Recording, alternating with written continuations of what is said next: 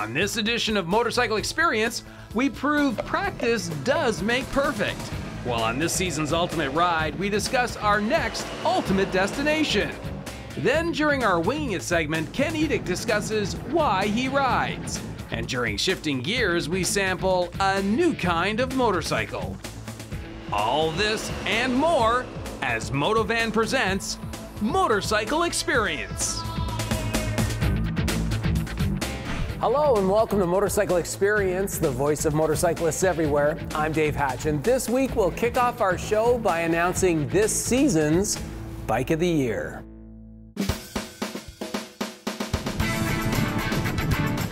You know, since this is our 26th season of Motorcycle Experience, I figure we've sampled some 335 brand new motorcycles over the years. Everything from cruisers, standards, and tourers to adventure tours, sport bikes, naked bikes, and scooters. As you know, every season we invite viewers and fans of the show to spend 12 weeks riding and sampling the very latest and greatest motorcycles on offer from our friends in the motorcycle industry. And this year has been no different. Case in point, recently we sampled some of the very latest hard chrome cruisers fresh off the Project Rushmore drawing board from the folks at Harley-Davidson. The latest big displacement adventure touring tool from Yamaha, the Super Tenere, also drew high praise. We then sampled a couple of the very latest 6-cylinder touring platform motorcycles from the Honda menu, while a pair of very cool, all-new, all-rounder middleweights from both Yamaha and Honda turned heads, along with a couple of all-new small displacement sport bikes earned a very big round of applause. And speaking of sport bikes, big displacement, high-performance sports machines also took center stage this year. Both Honda's fully homologated and super rare CBR 1000 RR SP and BMW Motorrad's naked roadster, the S1000R, put smiles on our collective faces and drew standing ovations. Heck, I'd even throw Harley's prototype all-electric Livewire into the mix if it were not for the fact that a motorcycle has to be available for purchase in order to qualify for our Bike of the Year honors. All in all, at the risk of sounding like I'm bragging, it was a really great year to be a motorcycle journalist. As for picking our Bike of the Year, this summer we decided to choose a ride that not only delivered a whole pile of motorcycle for the money, but also delivered a whole pile of smiles every time we threw a leg over its saddle. So how do you spell Bike of the Year this year? Well, try Gentleman's Express. So Norm, first of all, congratulations on the R1200 RT winning our Bike of the Year shootout. Thank you very much. Well done. I have to admit, I have a bit of a soft spot for this particular model because anytime I've ridden one over the years, I'm always blown away by that motor, and I'm blown away at the way I arrive refreshed. I don't know what it is about the bike, but it just, I'm never tired even after a long day in the saddle, I'm never tired if I'm on an RT. Any thoughts on what it is about that bike that would make it so easy for us to go Bike of the Year? I think first we have to look a little bit at the history of the RT, because the RT is not new. What you're seeing here today is not just something that jumped off the page. Sure. The RT was launched in the Boxer in 1979, so we have 36 years of history with the RT, and it's also been on some of our K bikes, K75 RT, K100 RT, yeah. K100 RT developed into the K1600 GTL we have today. Right. So RT is really in our DNA, and what makes that the Bike of the Year, or why you chose it as Bike of the Year, I think it offers, first, as you said, a riding position that is very comfortable and sustainable for a long day's ride. But more than that, it offers multiple options depending on where you're riding and what's going on around you. Right. With the ride modes. Right. Because the ride modes, you can ride on the highway in road mode and have a great day out there and everything is fun. And then when you get off to the twisties, you go to dynamic mode. Right. And that changes the character of the motorcycle immensely. And then when you get a day like we had back in the Gaspé when we were filming the BMW Ultimate Rides, which was a big, wet, really bad day, you go to rain mode, and then it changes again the characteristics of all the electronics. The full protection fairing and the adjustable windshield just add to that, and obviously heated seats and heated grips. But then if we get into some of the other assists that are new to the industry on this type of motorcycle, Gear Shift Pro Assist. You can shift up and down without using the clutch. Once you've rolled out at first, it takes away all the thinking. And then obviously the Headlight Pro, it gives you added vision and more depth of lighting. So overall, it's the ultimate touring motorcycle, but also it can be the ultimate sport bike if you want it to be as well. Yeah. No, I'm calling it the ultimate gentleman's express because it does everything well, and it takes you can ride a long way, and as I said, never get tired. And I guess the engine, it's the iconic soul of BMW, and there's something still about that Boxer that just there's a soul to that bike. There's a motor down there. Yeah, definitely, and this is obviously our new liquid-cooled Boxer engine, and that liquid cooling was to meet the new emission standards, but they haven't lost the character of the product. When you get on, you're riding a Boxer, and it's just that real cool Boxer feeling to it. Well, I can't agree more. I'm sorry. We're not supposed to do it this way, but congratulations. Thank you. And I'm glad you were here to accept the award on Bike of the Year. It's awesome. Thank you very much. Good stuff. Hang in there, we've got plenty more experience still ahead. Next, touring expert Ken Edick discusses a lifetime of touring memories. And after 4 days of sampling some spectacular roads northeast of Quebec City, Norm Wells and I plan our next ultimate ride. Portions of this broadcast are brought to you by Harley-Davidson, BMW Motorrad, and Honda Canada.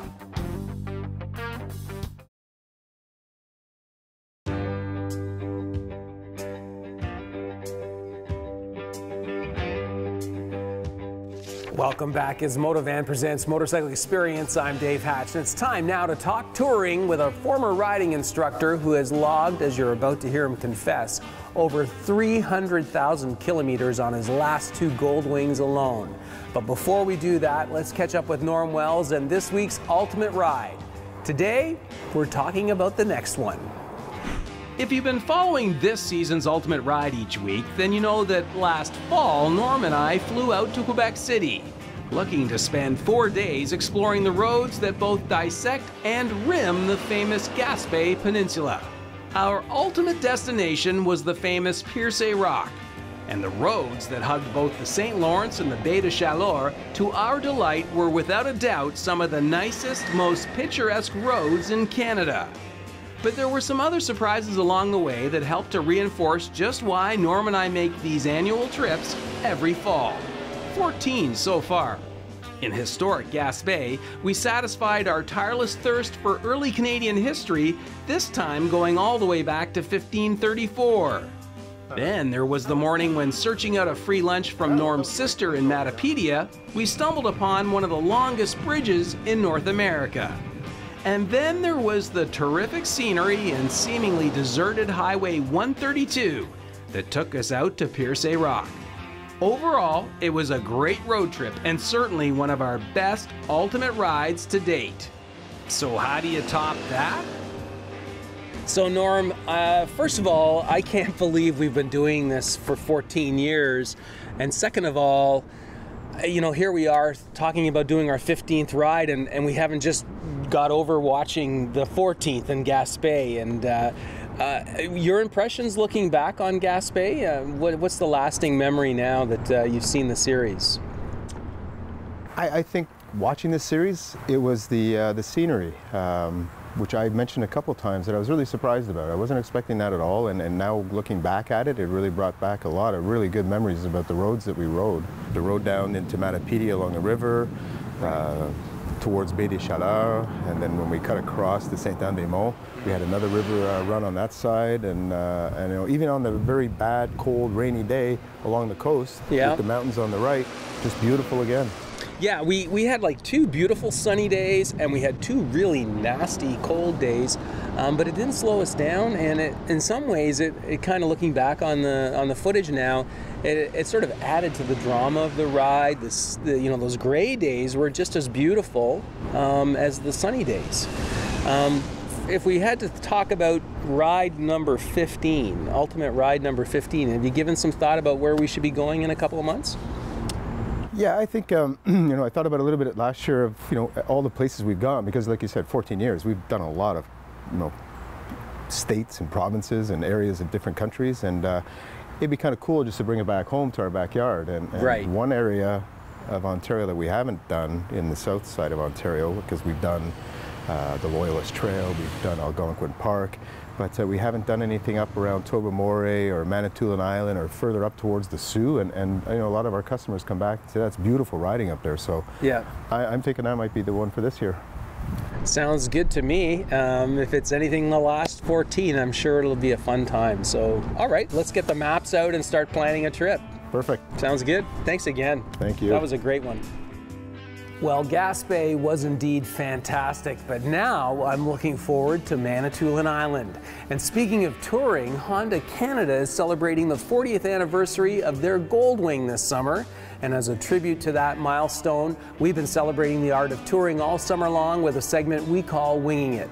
Today, expert Ken Edick and I are talking about why we ride. So Ken, you and your co-rider Terry, you've logged a lot of kilometers on that motorcycle. How many? So far on this one, over 160,000. And the Goldwing you owned before this? We were well over 270. So that's well over 400,000 kilometers on 2 Goldwings alone. That's right. What draws you to touring on a motorcycle versus a car or a bus or a train? It's just being able to be out there and enjoy everything on the scenic part of riding around. It's the ultimate sunroof. Right. You can look in any direction at any time and see stuff that you might not have seen traveling any other way.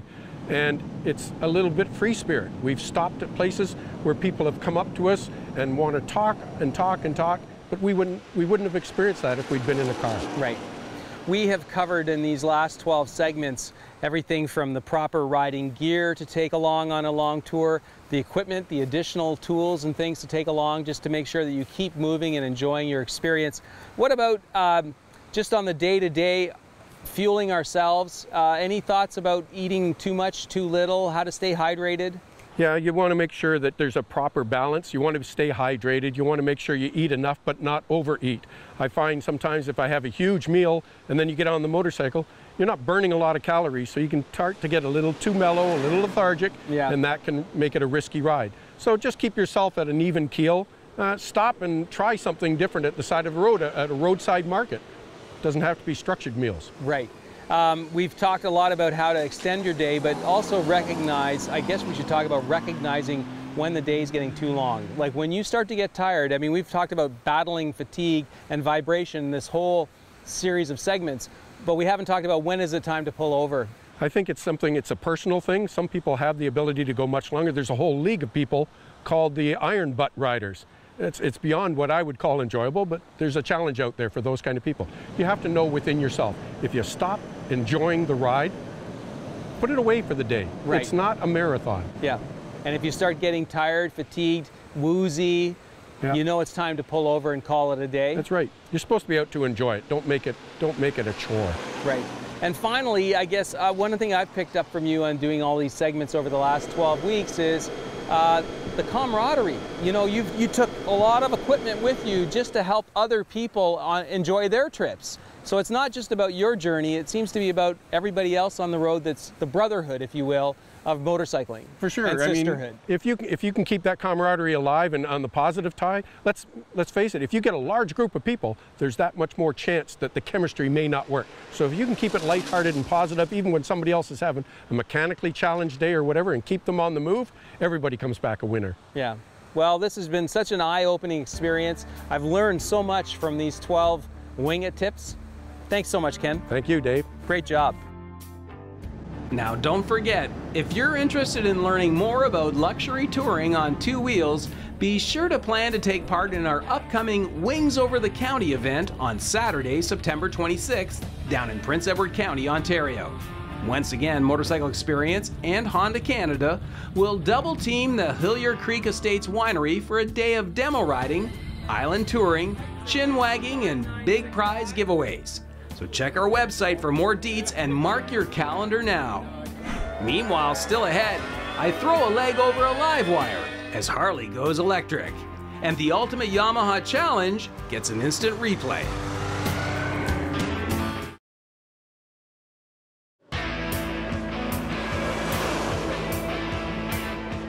Welcome back as Motovan presents The Experience. I'm Dave Hatch, and it's time now for this week's installment in the Yamaha Ultimate Challenge. Today, Constable Anthony Mann is giving us his report card on the last 12 weeks. I mean, after all, it's been all drills and skills. Recently, we've been working on improving the riding skills of Anthony Mann by putting him through a series of motorcycle riding skills exercises designed by Matt Fletcher at Yamaha Motor Canada. Matt had hoped this friendly little challenge would show us all how we can become better riders when we practice our sport. All you need is some open pavement like an empty parking lot and a couple of makeshift cones or pylons. Now, after completing several slow-speed challenges, Matt wants to demonstrate how all that practice pays off in the real world. Case in point, the obstacle avoidance drill.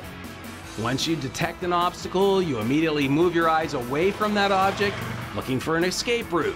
You then squeeze the tank with your knees and countersteer around the object. Anthony practiced this technique up at the airport in Picton, Ontario, but put the practice to the test in the Yamaha parking lot. So did the practice pay off? Is this something everyone should do?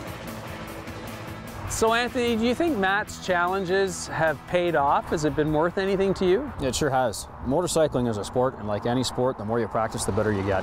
Yeah. And really what we've done, you could do anywhere. Right. Shopping mall plaza, you know, a large parking lot. And whether you have cones or you just use the parking lot markings to use to sort of as a guideline. Yeah.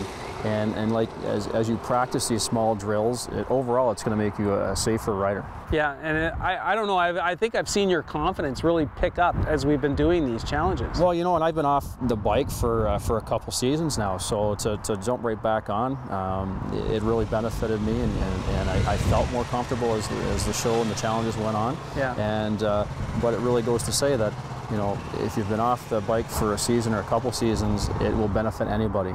Yeah. Excellent. Well, that's great. Thank you, guys. Thank you. Okay, now that we've got you all fired up, stay tuned because next we'll meet one of the engineers behind Harley-Davidson's Project Livewire. Stay with us. Portions of this broadcast are brought to you by Harley-Davidson, BMW Motorrad, and Honda Canada. Welcome back as Motovan presents The Experience. I'm Dave Hatch, and now that we've got you all fired up and ready to ride, we'll wrap up our show by looking at what Harley-Davidson is betting to be the future of our sport.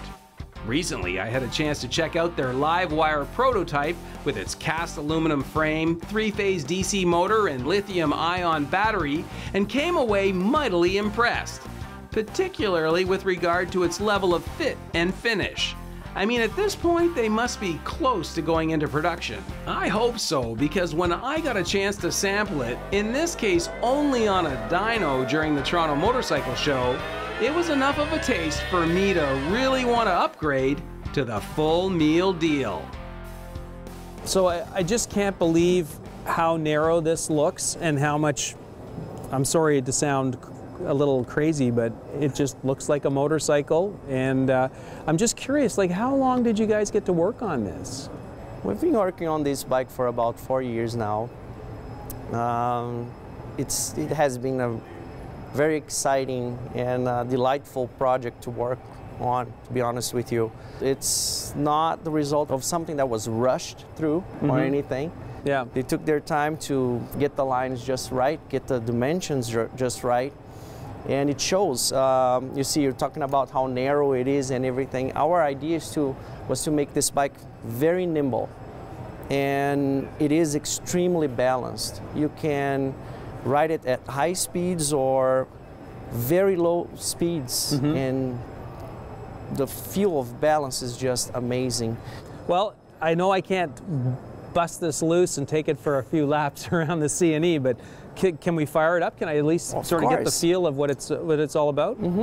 Like our newer bikes, this bike's a keyless setup. So the only thing you need is a fob. So as long as the fob is close enough to the bike, you're going to be able to power it up. Okay. The fob is under the seat, so you're good to go. The only thing you have to do here is hit the run switch and put in the run position. Go ahead. And then wait. It's going to boot up. pretty much like a computer does. This first screen is the system status screen. You're going to see battery voltage, a few temperatures, state of charge of the battery, and it's going to give you 2 ride modes, range ride and power ride. Right. Range ride is more like an econo mode, if you will, and the power ride is more like a sport mode, Right. Which is too much for these little rollers here. Right. So let's go ahead, hit the range ride.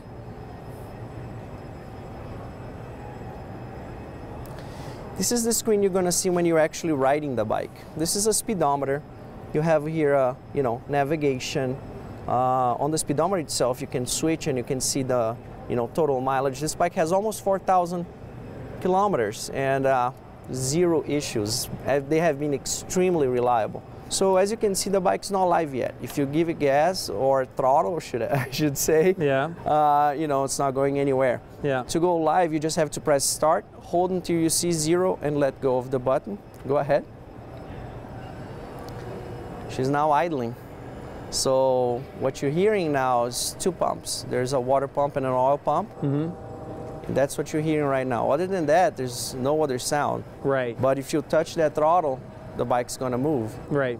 So let's do this. Bring the bike to about 60 kilometers an hour and then let go of the throttle. Okay.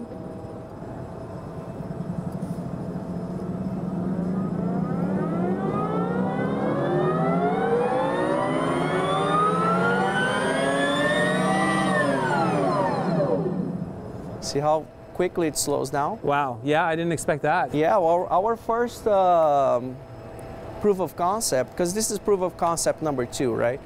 Our first one didn't even have a rear brake. The idea was to let the regen do the rear brake for you, Right. So the front brake was the only thing Yeah. that you had on that bike. We decided to put both brakes so it's more familiar for people that, are trying the bike. But the most interesting thing about an electric motor is the torque. You can be on that kind of speed and you feel the suspension loading, the throttle response is immediate. And it can be higher speeding. No Throttle kidding. response is instant. Wow. Very cool. Congratulations. Very nice talking to you. Can't wait Dave. to see this out on the open road. Well, that's it for this week's program, folks. We're all out of time, but if you're looking for more experience, be sure to stop by our website, motorcycleexperience.ca, and join our Riders Club. So until the next time we get together, keep your feet on the pegs and your right hand cranked. Bye for now.